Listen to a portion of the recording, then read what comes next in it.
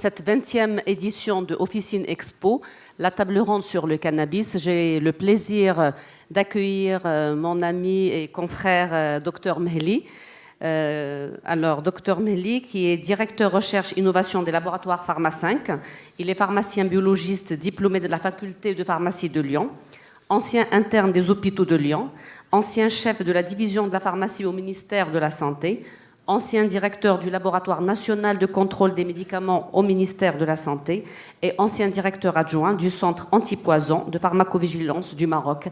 J'allais dire, je n'avais pas besoin de le présenter, vous le connaissez presque tous. Donc, merci Dr Mehli. Il va nous parler de l'historique de l'usage du cannabis médical, la plante du cannabis et sa chimie, le système endocannabinoïdes, les voies de recherche clinique sur le cannabis et les cannabinoïdes. Merci. Bonjour à toutes et à tous. Je suis ravi d'être parmi vous aujourd'hui et je félicite les organisateurs pour l'excellence de cette organisation et de ce salon qui est depuis 20 ans un rendez-vous incontournable de la pharmacie. En ce qui me concerne, je vais essayer de partager avec vous un certain nombre de données, d'informations autour de ce sujet éminemment intéressant qui est celui du cannabis thérapeutique et du système endocannabinoïde. Alors, je ne vais pas aborder l'histoire telle qu'elle a été faite de façon excellente par le professeur Marzouki, mais moi je vais juste vous donner un certain nombre d'indications. Le cannabis, comme ça a été dit, est, paraît-il, selon les archéobotanistes, la plante qui a permis la sédentarisation de l'homme. C'est une des premières plantes cultivées par l'homme, parce que tout est bon dans le cannabis. La graine était utilisée pour un usage alimentaire. Le chènevis, qui est la graine qui a été présentée par Marzouki, est très riche en acides aminés, très riche en lipides, a une valeur nutritive très importante.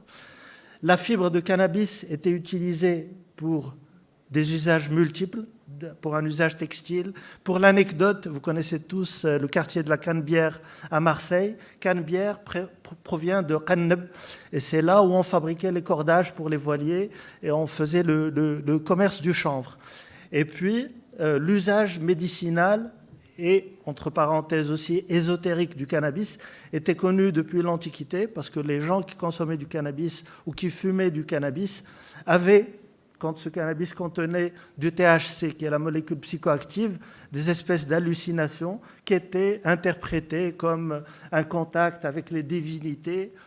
Et on s'est rendu compte, de façon empirique et assez rapidement, d'un certain nombre d'utilisations, d'utilités thérapeutiques pour le cannabis. Et là, sur cette diapositive, vous avez le personnage qui a été présenté tout à l'heure, l'empereur Sheng Nung, qui est considéré comme le père de la médecine chinoise, qui préconisait l'utilisation du cannabis pour traiter un certain nombre de maladies. En bas, à côté, vous avez le papyrus d'Ebers. C'est un document qui a été découvert en Égypte ancienne, qui date de l'Égypte pharaonique, qui est aujourd'hui au musée de Leipzig en Allemagne. C'est une véritable pharmacopée. C'est un document qui contient plus de 140, qu'on peut considérer comme des pages, décrivant plusieurs recettes de médicaments, dont des recettes à base de cannabis. En bas, à côté, vous avez ce qu'on appelle le livre des Védas. C'est un document utilisé dans la médecine indienne, l'Ayurveda, qui présentait plusieurs préparations à base de cannabis, dont vous connaissez peut-être le nom. Vous avez probablement entendu parler de ganja, de bang, qui sont des préparations à base de cannabis utilisées couramment dans la médecine ayurvédique. Le personnage en haut, là-bas, c'est bien entendu Ibn Sina, Avicenne, qui a, avec ses Qanoun fi Tibb l'Ibn Sina, qui a été traduit par les canons d'Avicenne et étudié dans toutes les facultés et écoles de médecine du monde jusqu'à pratiquement la fin du XVIIe siècle, utilisait déjà le cannabis, et c'est extraordinaire pour des indications qui ont été vérifiées actuellement. Il préconisait l'utilisation du cannabis pour traiter l'épilepsie, pour la prise en charge d'un certain nombre de douleurs, notamment des douleurs des règles, chez la femme, etc. Et donc, c'est un usage qui, comme j'ai dit, était empirique, mais déjà basé sur un petit peu d'expérimentation.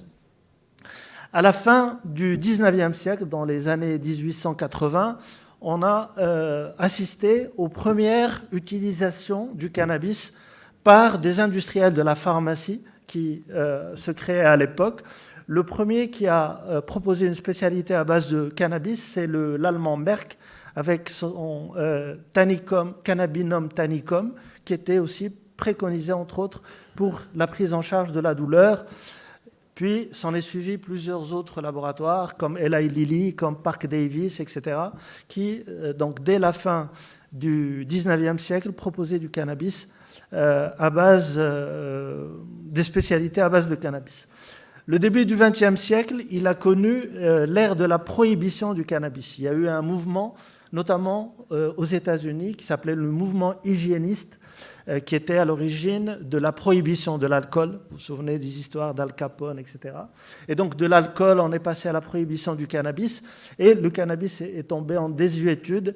Et sous l'impulsion des Américains, des États-Unis, le cannabis a été inscrit par l'ONU sur la liste 4 des produits psychotropes qui n'ont pas d'utilité thérapeutique potentielle, et donc ça a induit le coup d'arrêt de toutes les études concernant le potentiel de cette plante.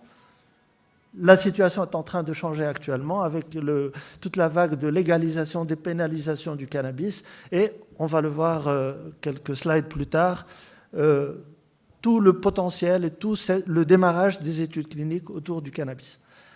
Alors, la chimie du cannabis, ça a été dit tout à l'heure, la plante de cannabis est une plante assez extraordinaire. Vous savez que dans les plantes, on distingue ce qu'on appelle les métabolites primaires qu'on trouve dans toutes les plantes, les acides aminés, les acides gras, les sucres, et les métabolites dits secondaires qui sont plus ou moins spécifiques de la plante, qui dans ce cas sont les fameux cannabinoïdes.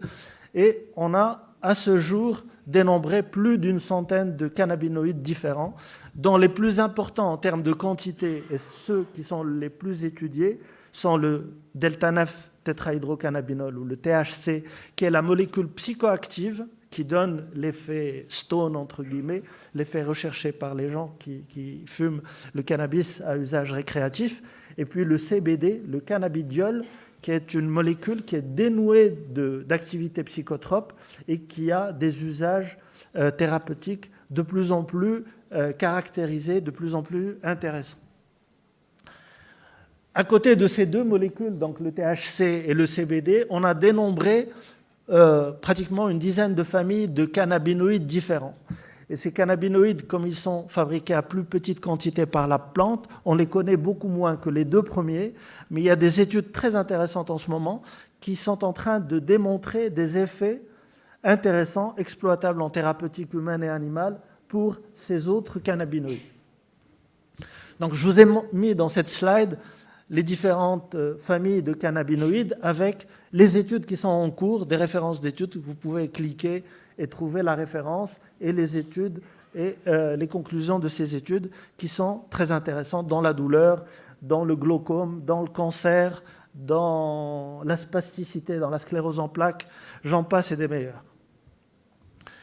Alors, ce qui est intéressant aussi de considérer, c'est que parmi ces cannabinoïdes, si on prend les deux cannabinoïdes majeurs, qui sont le THC et le CBD, parfois on a une activité antagoniste. Par exemple, le THC, comme je vous ai dit, est psychotrope, alors que le CBD a un effet antipsychotique. Et je discutais tout à l'heure avec mon ami professeur Rabert sur une publication tout à fait récente qui utilise le CBD dans un certain nombre de syndromes psychiatriques pour prendre en charge les patients. Sur le plan cardiologique, là aussi, vous voyez, le THC entraîne une tachycardie alors que le CBD il est bradycardisant. Le THC entraîne une hypertension alors que le CBD est hypotenseur. Alors, à côté de ces cannabinoïdes, dans la plante du cannabis, il y a d'autres molécules qui sont tout aussi intéressantes et dont certaines sont connues depuis un moment et qui ont un usage en thérapeutique. Par exemple, les flavonoïdes, vous savez tous, les pharmaciens, les médecins, que les flavonoïdes sont utilisés régulièrement pour la prise en charge, notamment des problèmes vasculaires, les jambes lourdes, les hémorroïdes, un certain nombre d'utilisations thérapeutiques. À côté de ces flavonoïdes, ce qui fait aussi une particularité du cannabis, c'est sa richesse en terpènes. Les terpènes, en général, ce sont les molécules qui donnent la saveur, l'odeur à une plante. La richesse du cannabis en terpènes est phénoménale. Ceux qui connaissent cette plante savent qu'elle dégage une odeur qui est très forte. Et cette odeur, elle est le fait de ces différents cannabinoïdes. Alors, ces cannabinoïdes en soi ont un intérêt en thérapeutique, notamment comme antioxydants, comme antibactériens. Et les études autour de ces terpènes, là aussi, sont très prometteuses. Alors, ce qu'on trouve comme terpène dans le cannabis, vous avez, par exemple, le myrcène, c'est une terpène qu'on trouve dans la mangue, qui donne le goût à la mangue. Le limonène qu'on trouve dans le citron, dans toutes les agrumes. Le linalol qu'on trouve dans la cannelle. Le pinène dans le pain, l'humulène dans l'humulus lupulus, dans le houblon, qui est utilisé pour faire de la bière. Et le cariophyllène, je vous ai mis une image de chien, ce n'est pas l'odeur du chien, mais c'est l'odeur qui est reconnue par les chiens dans les aéroports, ceux qui reniflent les bagages. Cariophyllène, c'est le terpène qu'on trouve en particulier dans l'eucalyptus. Alors, ces terpènes, pareil, je vous ai mis une diapositive ici avec les différents terpènes qui sont couramment trouvés au niveau de la plante de cannabis et les études qui sont en cours pour démontrer des activités antioxydantes, antibactériennes, anti-inflammatoires pour ces terpènes. Alors, comment tout cela fonctionne, en particulier pour les cannabinoïdes? Eh bien, on a fait le même parallèle qui a été fait avec la morphine. Vous savez que quand on a découvert l'effet des morphiniques, on s'est dit qu'il doit y avoir dans l'organisme des récepteurs qui sont soit excités par les morphiniques, soit inhibés. Et donc, quand on a cherché ces récepteurs, on les a trouvés. Et ensuite, on s'est dit, si l'organisme a prévu des récepteurs pour les morphiniques, c'est qu'il doit y avoir de la morphine endogène. Et c'est comme ça qu'on a découvert les endorphines, les encéphalines que vous connaissez, qui sont des morphiniques fabriqués par l'organisme lui-même. Eh bien, le parallèle avec le cannabis a parfaitement réussi et on a trouvé des récepteurs dans l'organisme pour les cannabinoïdes et on a trouvé des cannabinoïdes endogènes qui sont fabriqués par l'organisme lui-même et qui sont impliqués dans tout un tas de systèmes de régulation. Je vais vous donner un aperçu. C'est un système qui est d'une complexité phénoménale, qui est beaucoup plus complexe que ce que vous connaissez, par exemple, par rapport aux corticoïdes, aux catécholamines ou d'autres médiateurs physiologiques. Alors, quelques dates intéressantes. Le premier récepteur des cannabinoïdes qu'on a trouvé dans l'organisme, c'est le récepteur CB1 qui a été découvert en 88. En 92, on a découvert le premier endocannabinoïde, c'est-à-dire on parle de phytocannabinoïdes maintenant pour les cannabinoïdes de la plante et d'endocannabinoïdes pour les cannabinoïdes fabriqués par l'organisme. Le premier, c'est l'anandamide. En 93, on a découvert un deuxième récepteur, le CB2. Et en 95, on a découvert un deuxième ligand, un deuxième endocannabinoïde qu'on appelle le 2-AG. J'arrête la litanie ici parce que, à valeur d'aujourd'hui, on a trouvé des tas d'autres récepteurs et des tas d'autres endocannabinoïdes qui sont impliqués dans ce système de régulation. Alors, en haut, vous avez les deux phytocannabinoïdes, le delta-9-THC, la molécule psychoactive, et à côté le CBD, la molécule non psychoactive, et en bas, les deux endocannabinoïdes naturels. Alors, ces endocannabinoïdes appartiennent à une famille de molécules que vous connaissez tous, qui sont les dérivés de l'acide arachidonique.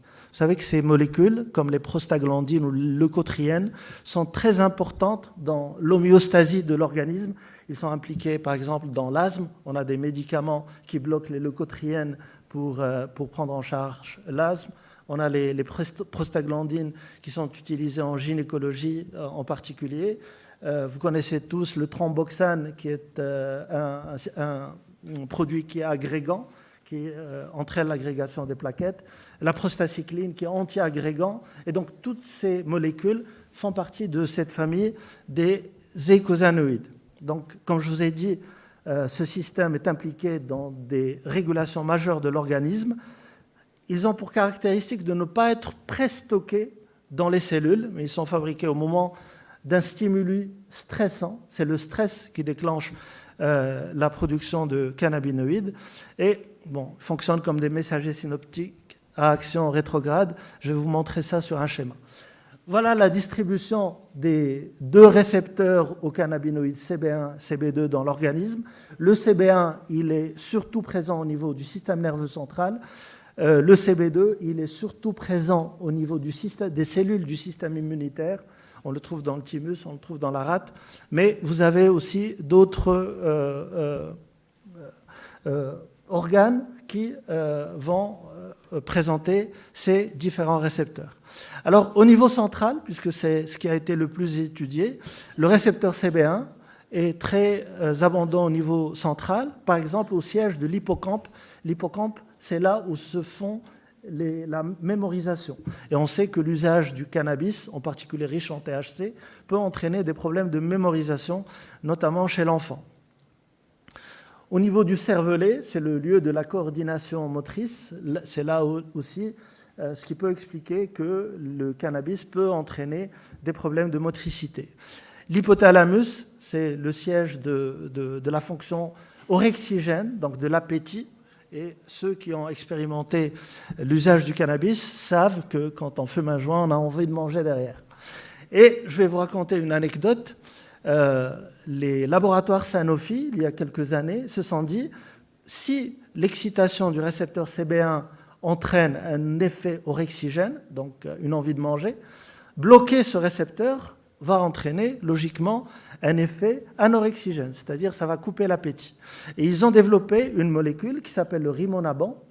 La spécialité s'appelait Acomplia. Ils ont commencé à faire des études cliniques, notamment aux États-Unis. Comme vous savez, les problèmes d'obésité aux États-Unis, c'est un problème qui est un problème de santé publique. Ils se sont rendus compte qu'effectivement, c'était un médicament qui marchait. C'était un médicament miracle. Ça coupait l'appétit chez les personnes qui ont cette envie impulsive de manger. Et donc, la FDA, la Food and Drug Administration américaine, a donné l'AMM à ce produit.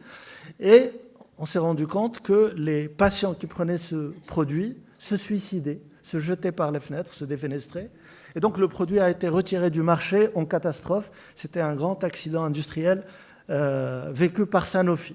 Ceci pour vous dire que ce système d'endocannabinoïdes, dont on ne connaît que les prémices du fonctionnement, est impliqué dans beaucoup de choses. Et il faut qu'on soit modeste pour dire qu'on ne sait pas comment ça fonctionne dans le détail et que le champ d'investigation autour de ce système endocannabinoïde est extrêmement important. 3 minutes pour conclure, s'il te plaît. Et là, bon, on a dépassé. Donc, c'est des récepteurs qui sont impliqués dans des tas d'autres fonctions. Malheureusement, je n'ai pas le temps de vous développer tout ça. En particulier, dans l'immunité, il y a beaucoup d'études qui sont en train d'être menées. Voilà comment ça marche. Le récepteur, c'est un récepteur transmembranaire à 7 domaines, peu importe, et ça entraîne une diminution de l'excitabilité des neurones. Les neurones, en tout cas, pour ce qui est du CB1 et du système nerveux central. Quand un neurone conduit de l'influx nerveux, il va, au niveau de la synapse, libérer des neuromédiateurs qui vont exciter le neurone postsynaptique. Ce neurone postsynaptique va avoir une réaction de défense et il va bloquer l'excitabilité en produisant des endocannabinoïdes qui vont freiner cette transmission nerveuse. Je vous passe tout ça. Voilà un certain nombre de formes d'utilisation du cannabis. Bien entendu, en pharmacie, on veut aller vers des formes qui ne sont pas la forme fumée, parce qu'on connaît tous les méfaits de la combustion, et on veut avoir un produit qui a une biodisponibilité qui est maîtrisée, avoir un dosage qui est maîtrisé, avoir une posologie maîtrisée et avoir une forme pharmaceutique reproductible, utilisable partout. Et en tout cas, nous et d'autres confrères sont en train de travailler sur ça. Les médicaments qui sont aujourd'hui commercialisés à base de cannabinoïdes. Je vous en ai mis quelques-uns. Vous avez le Sativex qui est utilisé pour le traitement de la sclérose en plaques, l'Epidiolex qui est utilisé dans les épilepsies rebelles, le Sésamètre et le Marinol qui sont utilisés dans les soins palliatifs chez les malades cancéreux et les malades atteints du sida. Alors, pour vous dire quelques mots et pour terminer des études cliniques qui sont en cours avec les cannabinoïdes et le système endocannabinoïde, ce sont des études qui ont été freinées pendant longtemps pour différentes raisons, notamment parce qu'il y avait cette prohibition qui frappait le cannabis. Et puis, il y avait la difficulté d'avoir des produits standardisés qui peuvent être utilisés dans des études cliniques gold standard. Le troisième problème était un problème de financement, parce que vous avez les big pharma qui n'étaient pas intéressés par le cannabis pour plusieurs raisons, parce qu'il est difficile d'avoir des brevets sur des produits du cannabis. Donc, sans brevet, on n'a pas de monopole de marché, et donc le retour sur investissement peut être problématique. Et c'est pour cela que les études étaient en stand-by pendant longtemps. Actuellement, comme vous le voyez, les études ont une tendance exponentielle.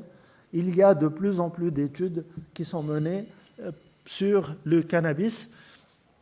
Là, je vous ai mis les différentes phases des études. C'est des phases 2, mais aussi des phases 3 qui sont en cours. Il y a 17% de phase 3. Et quels sont les promoteurs de ces études? On a encore une grande majorité de promoteurs académiques. Les industriels comptent pour 16% des financements de ces études, ce qui est très réduit. Alors, les domaines dans lesquels ces études sont menées, vous voyez toute la palette qui est juste énorme. Vous avez la douleur, l'anxiété, la schizophrénie, les comportements addictifs, le cancer, j'en passe et des meilleurs.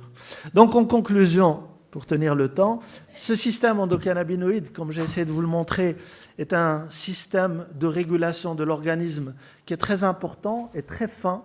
Les actions sont des actions de régulation fine, pas comme des corticoïdes ou les catécholamines, où ce sont des manifestations très violentes de l'organisme. Là, on est dans la finesse. Le champ d'études, comme j'ai essayé de vous le montrer, qui est en train de s'ouvrir, est énorme pour comprendre le fonctionnement de ce système. Les implications thérapeutiques sont très nombreuses.